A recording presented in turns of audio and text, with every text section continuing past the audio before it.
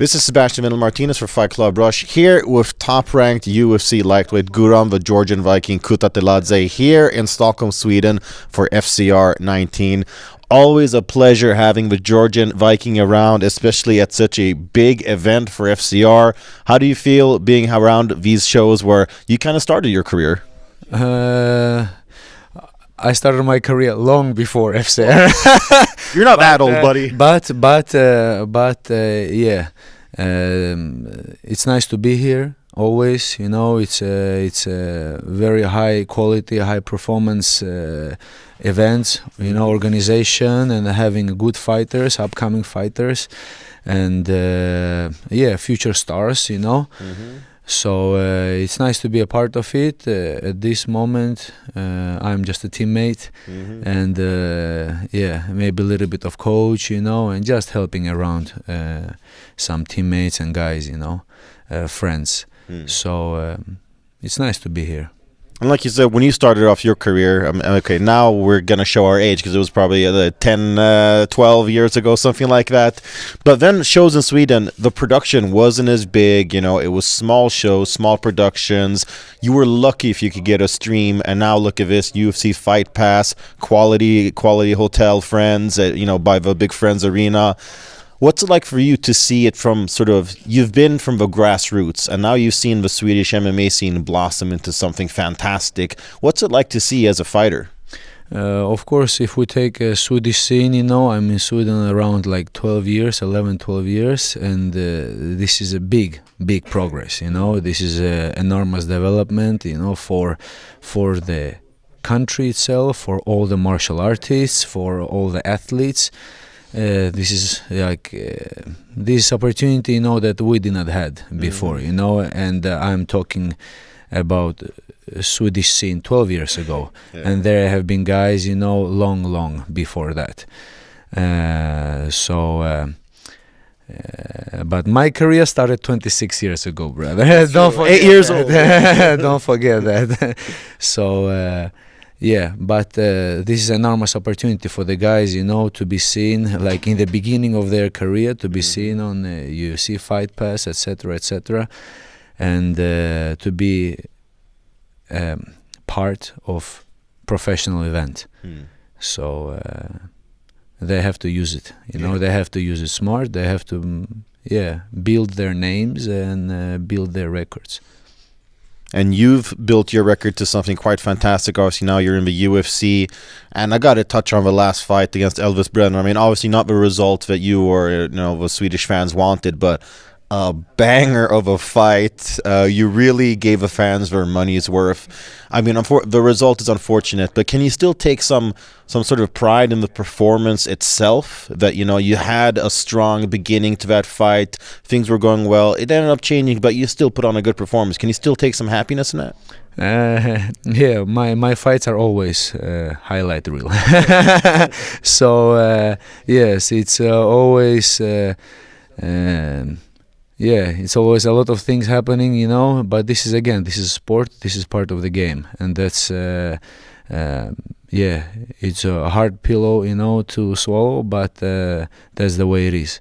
So just have to chew it good, swallow it and move on forward, learn on the mistakes, and on towards the next one, I'm on my way, I have a goal, I have a dream, and I'm going towards it, and I know that nothing in reality can stop me. You have to really kill me, to just to stop me.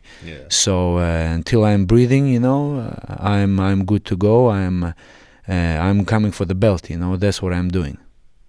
And obviously, I know you probably can't reveal too much, but I mean, fans want to see you again. Do you think they'll be able to see you soon? Maybe this year, at least? Very soon.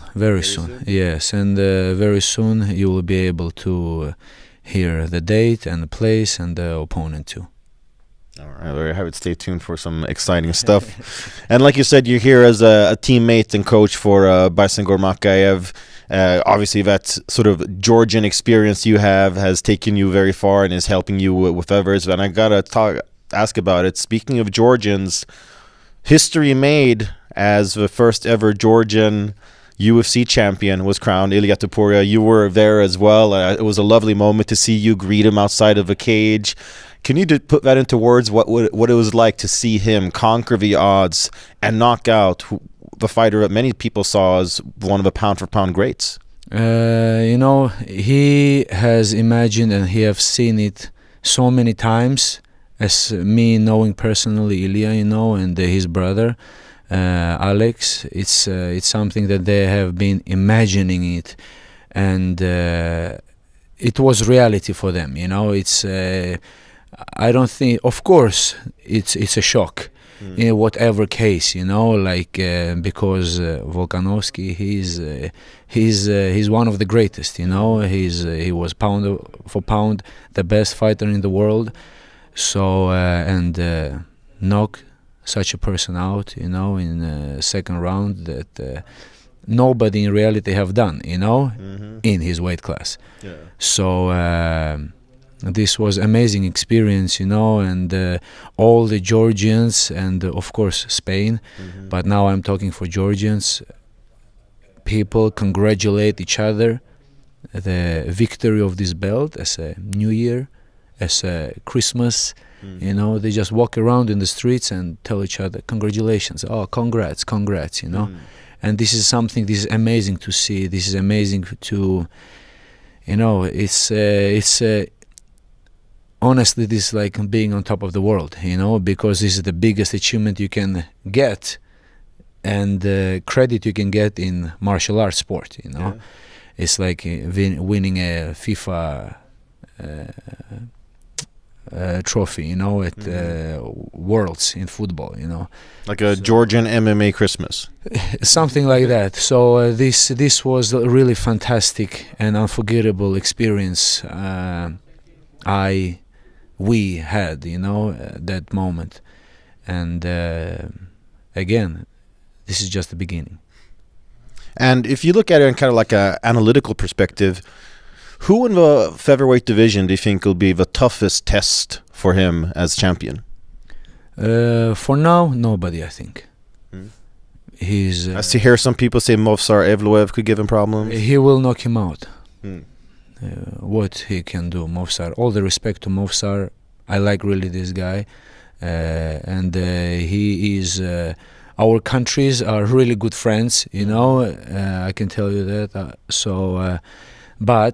But he cannot wrestle him, he cannot out-grapple him, and stand up, we already know what Ilya does with people, with his boxing, Yeah.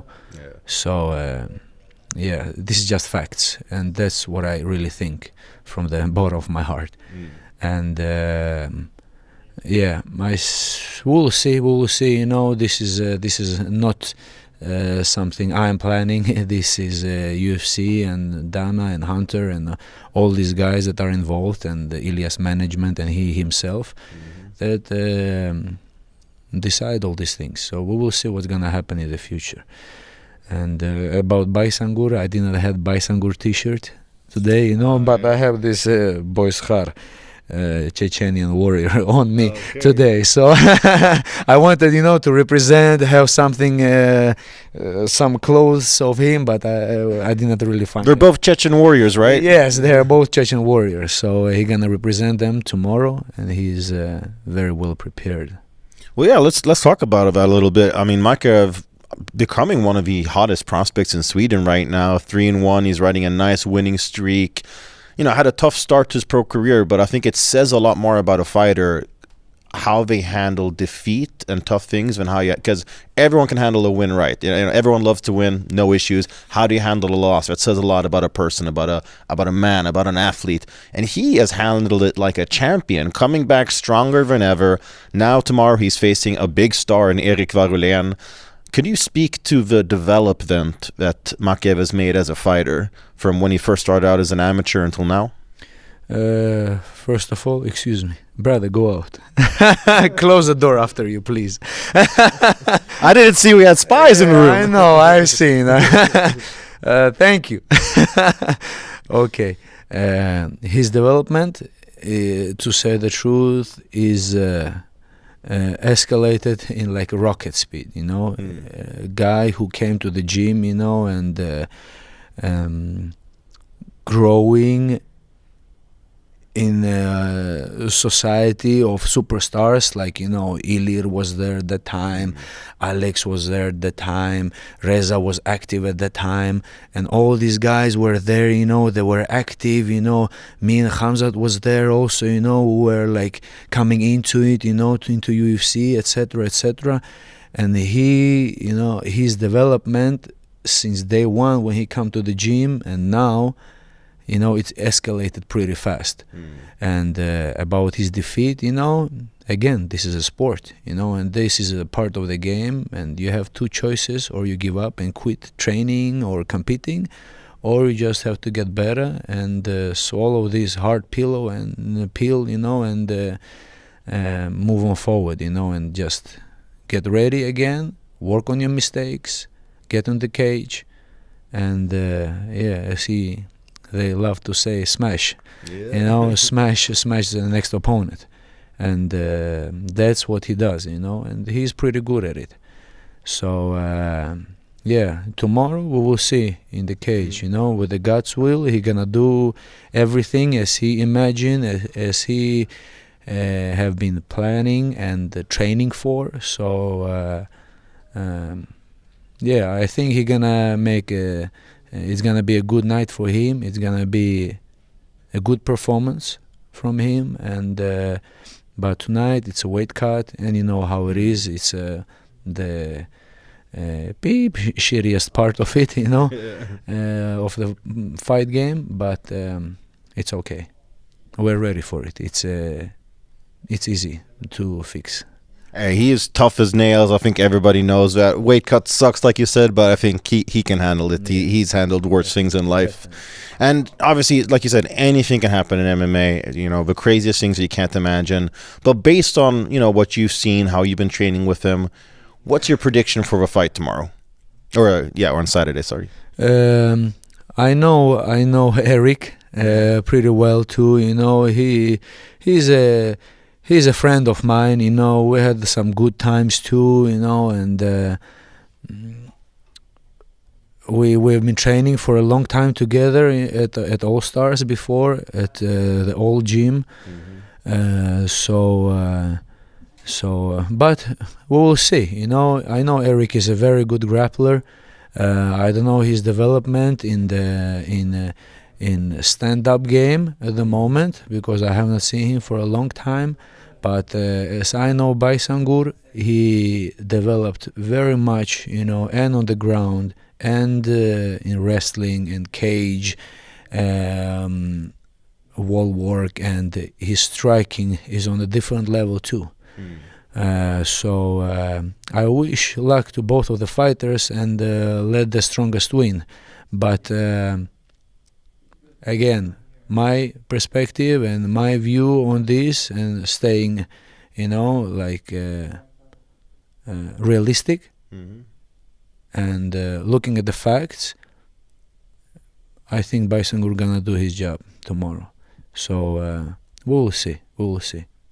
I think the odds makers maybe agree with you a little bit. They, you know, based on what we've seen so far, and hey, that's a great way of selling that fight. That's better than I could have hyped it up for sure. So, that being said, it's gonna be interesting, because both of them are, you know, grapplers and the wrestlers, and they love to do this. I think it's gonna be probably a lot of scrambles, or a lot of swinging. We will see, you know, so let's see.